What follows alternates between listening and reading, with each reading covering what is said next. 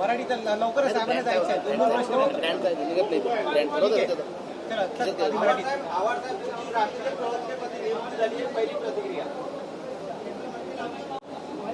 पक्षाची ध्येय धोरण शेवटच्या माणसापर्यंत घेऊन जाण्यासाठी या देशातलं पुरोगमित्व, या देशातलं महाराष्ट्रातलं पुरोगमित्व आणि या देशात संविधानाविरुद्ध घेतली जाणारी भूमिका याच्या विरोधात ठामपणाने उभं राहण्यासाठी या देशातली वाढती लोकशाही होणारं अतिक्रमण, वाढणारी हुकुमशाही, संसदीय लोकशाहीला काळीमा फासणाऱ्या प्रथा ज्या सुरू झाल्या आहेत, साधा विरोधी पक्ष नेताही देत नाही महाराष्ट्र विधानसभेमध्ये, पक्षाची भूमिका काय असावी आणि ती समाजासमोर घेऊन जाण्याचं काम आपल्याला करावं लागणार आहे. इथला बोकाळलेला भ्रष्टाचार, महिलांचा अत्याचार, भिकेला लागलेलं राज्य व्यवस्था, हे सगळं जनतेसमोर घेऊन जाण्याचं काम प्रवक्त्याला करावं लागतं. माननीय पवार साहेबांनी, सुप्रियाताईंनी अत्यंत विश्वासाने ही जबाबदारी माझ्यावर दिली आहे. मला वाटतं 30-35 वर्ष ऑफिशियल नाही पण अनऑफिशियली मी ही जबाबदारी पार पाडतच होतो. आता मात्र साहेबांनी शिक्का मारून अधिकृत केली आहे. सर हिंदी में बताइए सर, जन सुरक्षा कानून आज विधेयक लाने का प्रयास लाया जाएगा, आप क्यों विरोध करें सर, किन मुद्दों पर? नहीं, ऐसा है कि हमको कुछ बातें उसमें खटकती है. जैसे लेफ्ट, ये कोई माने या ना माने पर लेफ्ट नाम की एक आइडियोलॉजी इस भारत में है. जैसे राइट नाम की एक आइडियोलॉजी है वैसे लेफ्ट नाम की एक आइडियोलॉजी है. लेफ्ट सेंटर की एक left centre of the left की एक आइडियोलॉजी है. ये आइडियोलॉजीज काम करती है, भले ही अपना उनसे नहीं जमता हो, हमारे विचार तुमसे दूर हो, हम राइट विचार से दूर है, लेकिन अपने अपने विचार है, अपने अपने ख्याल है, उसको आगे लेके जाने की कोशिश लोग करते हैं. और सिर्फ तुमको पसंद नहीं इसलिए उनको अतिरेकी कह देना और उनको सलाखों के पीछे डालना, ये बराबर नहीं. इसके अलावा गायकवाड़ मामले में कैंटीन पर तो कार्रवाई होगी लेकिन विधायक पर अब तक एफआईआर तक नहीं हुआ. होगा भी नहीं. क्या आपको उम्मीद है ये सरकार होते हुए, अरे जो मर्डर करता है उसको इन लोग नहीं पकड़ते हैं? क्यों? सिर्फ उनका कार्यकर्ता है. अरे इनके कार्यकर्ता अभी जान भी ले ले तो पुलिस कुछ नहीं करती. आप क्या मांग करें सर, क्योंकि जो डरे हुए ऐसा है सर, विपक्ष और पक्ष दोनों ने इसका खंडन किया है लेकिन एक्शन होते हुए दिख नहीं रहा. सीएम ने तो क्या करें हम? चेयरमैन अभी जब लोग ये बोलते हैं कि मीरा भाईंदर में हमने कुछ नहीं किया, सरकार ने, पुलिस ने पकड़ लिया. अरे पुलिस क्या अपने आप कार्रवाई करती है? तो फिर सस्पेंड क्यों नहीं किया? जिन्होंने किया उनको घर क्यों नहीं भेजा? करोगे तुम, फोन लगाओगे तुम और बाद में छुप जाओगे आंग पे आने के बाद.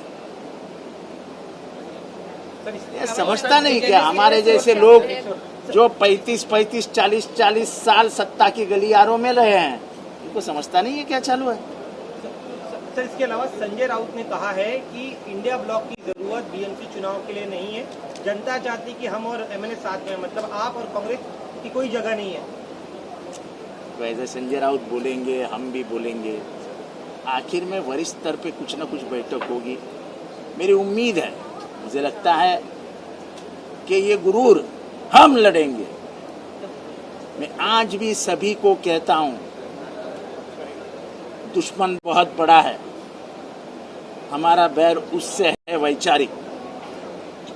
जब दूसरा महायुद्ध शुरू हुआ, अब जब हिटलर के नेतृत्व में आगे बढ़ रहा था, तब स्टालिन, रूजवेल्ट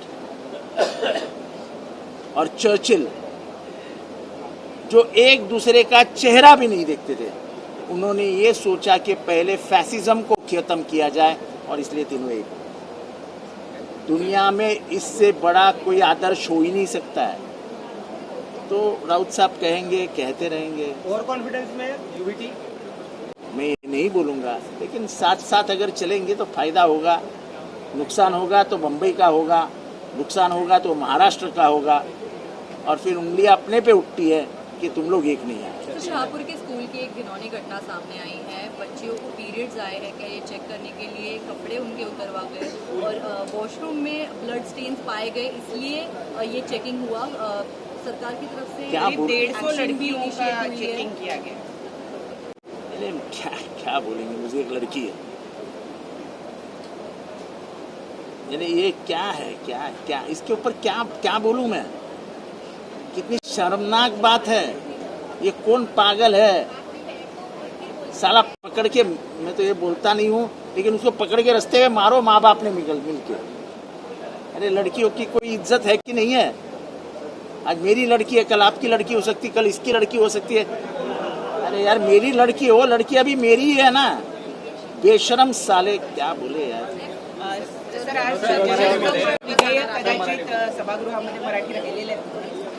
जनसुरक्षा विधेयक कदाचित आज सभागृहामध्ये अजून तरी काही दिसत नाहीये, आणि काही गोष्टींवरती आमचे मतभेद आहे, पण मी सरकारचे त्या बाबतीत काही गोष्टींमध्ये त्यांची भूमिका बदलली हेही मान्य करतो. जसं ते अर्बन नक्सल बोलत होते, अर्बन नक्सल हा शब्द त्या विधेयकातून काढण्यात आलेला आहे. आता ते विधेयक त्यांनी लेफ्ट एक्स्ट्रीमिस्ट पर्यंत ठेवलंय. पण माझं आजही मत आहे की डावी विचारसरणी नावाची एक विचारसरणी आज नाही, तर या जगामध्ये अनेक वर्षांपासून, अनेक शतकांपासून, म्हणजे जेव्हा पहिलं पुस्तक लिहिलं गेलं दास कॅपिटल, फ्रेडरिक एंजल्स आणि कार्ल मार्क्स तर्फे, त्याच्यानंतर ही विचारसरणी जगामध्ये आली आणि तिचा जगामधल्या अनेक राष्ट्रांनी स्वीकार केला. तर ती जी लेफ्ट डावी विचारसरणी आहे, तिला असं म्हणजे कोपऱ्यात धरून आम्हाला आवडत नाही म्हणून मारत राहायचं, बरोबर. परंतु आता अबू आझमी थोड्या वेळापूर्वी येऊन गेले होते. त्यांचं असं म्हणणं आहे की मुळात या कायद्याचीच गरज नाही, कारण इतर कायदे आपल्या देशामध्ये आहेत. असं आहे की आपल्या देशामध्ये असे खतरनाक कायदे आहेत की अनेक जण या कायद्याचे बळी 5-5 वर्ष जेलमध्ये सडत आहेत. आणि डॉक्टर बाबासाहेब आंबेडकरांनी सांगितलेलं की मुक्त जीवन जगणे हा मानवाचा अधिकार आहे. आपण संविधानाची दररोज पायमल्ली करतो आहोत. कसलं संविधान, कसले बाबासाहेब आंबेडकर? बाबासाहेब आंबेडकरांच्या विचारांचा अपमान जेवढा करता येईल म्हणून तेवढा आपण सगळा करत असतो. बाबासाहेब आंबेडकरांचं म्हणणं होतं संविधानाच्या माध्यमातून की पॅरल, बेल हा कुठल्याही कायद्याचा अधिकार आहे. जोपर्यंत तो गिल्टी नाही आहे, जोपर्यंत तो गुन्हेगार म्हणून सिद्ध होत नाही, तोपर्यंत गुन्हेगारच नाही. अशा माणसांना तुम्ही 5-5 वर्ष जेलमध्ये सडवता, त्याला काय म्हणायचं? हा डॉक्टर बाबासाहेब आंबेडकरांच्या विचारांचाच अपमान आहे. स्थानिक स्वराज्य तर शहापूरमध्ये एक दुर्दैवी प्रकार पुढे येतोय. मराठीत एक दुर्दैवी प्रकार पुढे आले आहे. शाळेच्या मुख्याध्यापिका यांनी वर्गात म्हणजे त्या शाळेच्या मुख्य दिवशी- जर ती बाई असेल, जर स्त्री असेल, तर मला त्या स्त्रीचे म्हणजे काय बोलावं यार. म्हणजे मी बोलूही शकत नाही की त्या पोरींबरोबर असं वागणं कुठल्या आईला शोभेल यार. ती आई आहे ना मुख्याध्यापिका, तिलाही मुलगी असेल ना. त्यांचे कपडे काढून त्यांची तपासणी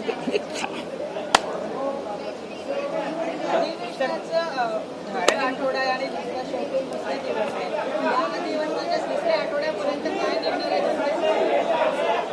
होईल.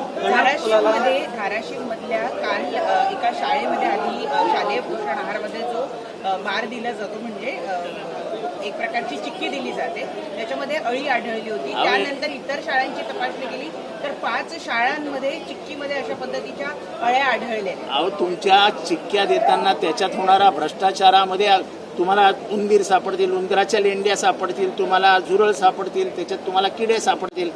पैसेच खायचे म्हटल्यावर लोकांना किडेही खावे लागतात. काय मोठं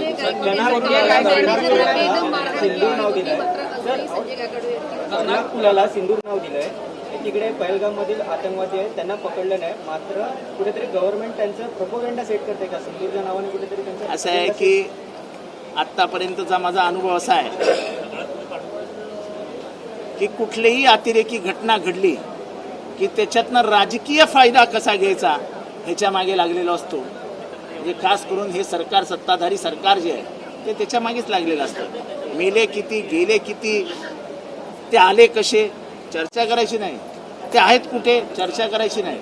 पण मात्र मतं मिळवण्यासाठी आम्ही त्यांचा प्रपोगंडा करतो. हे तुमचं अपयश आहे, तुमच्या इंटेलिजन्सचं अपयश होतं. त्याच्यावर चर्चा नाही करायची. त्याच्यावर चर्चा केली तर तुम्ही देशविरोधी आहात, तुम्ही देशद्रोही आहात. प्रश्न नाही विचारायचे, प्रश्न विचारले तर तुम्ही देशद्रोही आहात. सर, बार अँड रेस्टॉरंटमध्ये जे 5%वरून 10% वॅट केलंय, उत्पादन शुल्कात वाढ केली, सगळे महाराष्ट्रभरामध्ये आंदोलन करतात बार रेस्टॉरंट, काय सांगतो? मी तर काय बारमध्ये जात नाही, मी दारू पित नाही. त्यामुळे याच्यावर काय 5% वाढले का 10% वाढले मला माहीत नाही. मी आता माझ्या मित्रांना थोड्या वेळाने फोन करून विचारतो काय झालंय काय. संजय राऊतांनी स्थानिक स्वराज्य संस्थांच्या निवडणुकीच्या दृष्टीने स्टेटमेंट केलंय की जनतेचा दबाव आहे, 2 ठाकरे बंधूंनी एकत्र लढावं. महाविकास आघाडी या बघा, मी एक गोष्ट सांगतो, मतमतांतर असू शकतात. काही विषयांवरती माझे त्यांचे मतभेद होतील, असतील, होते. पण जेव्हा 2 घरं एकत्र येत आहेत, 2 रस्त्यावर चालणारे 2 भाऊ एकत्र येत आहेत, माझे त्यांचे संबंध काही घरचे नाही आहेत. मी त्यांच्याकडे कधी पोहे खायला गेलेलो नाही आहे. मी एवढा मोठा आहे माणूसही नाही की त्यांच्याशी जाऊन राजकीय चर्चा करेन. पण जर दोघं भाऊ एकत्र असतील तर माझ्यासारख्या माणुसकी धर्म पाळणाऱ्या माणसाला नक्कीच, कुटुंबवत्सल माणसाला नक्कीच आनंद होईल. आनंद असला पाहिजे. महाविकास आघाडी म्हणून मी राजकीय बोलत नाही आहे, मी कुटुंबवत्सल माणूस आहे. 2 रस्त्यावर चालणारे 2 भाऊ एकाच रस्त्यावर चालणार असतील हातात हात धरून तर त्याचं स्वागत केलं पाहिजे. मुख्यमंत्री देवेंद्र फडणवीसांनी एक महत्त्वाचं वक्तव्य केलंय की खरी शिवसेना ही शिंदेची आहे आणि खरी राष्ट्रवादी अजित पवारांची आहे. राहुल नार्वेकरांनी दिलेला निर्णय योग्य आहे म्हणून. मला वाटतं देवेंद्र फडणवीसजी हे निष्णात वकील आहेत. त्यांचं वकिली ज्ञान चांगलं आहे. सुप्रीम कोर्टाने याचिकेमध्ये राष्ट्रवादी काँग्रेस पक्ष जो अजित पवारांनी काढलाय त्याला एक खाली लिहायला सांगितलेलं आहे की द मॅटर इज सबज्युडाइज्ड. म्हणजे सदरचं प्रकरण हे न्याय प्रविष्ट आहे. त्यामुळे त्यांच्या पहिल्या सगळ्या जाहिरातीत, त्यांच्या पक्षाच्या जाहिरातीत, त्यांच्या निवडणुकीच्या साहित्यामध्ये त्यांना लिहावंच लागतं की प्रकरण न्याय प्रविष्ट आहे. अंतिम निर्णय येईपर्यंत जे काय आहे ते. त्यामुळे प्रकरण न्याय प्रविष्ट असताना मुख्यमंत्री देवेंद्र फडणवीसजींनी असं बोलणं म्हणजे आपण सर्वोच्च न्यायालयाच्या वरती जातो आहोत का, हा प्रश्न निर्माण होतो. काल एकनाथ शिंदे अचानक दिल्ली दौऱ्यावर गेले. नाही, मला ते दिल्लीत कुठे राहतात, काय करतात मला काय माहिती. तेव्हा हा प्रश्न मला काय विचार. MIM ने महाविकास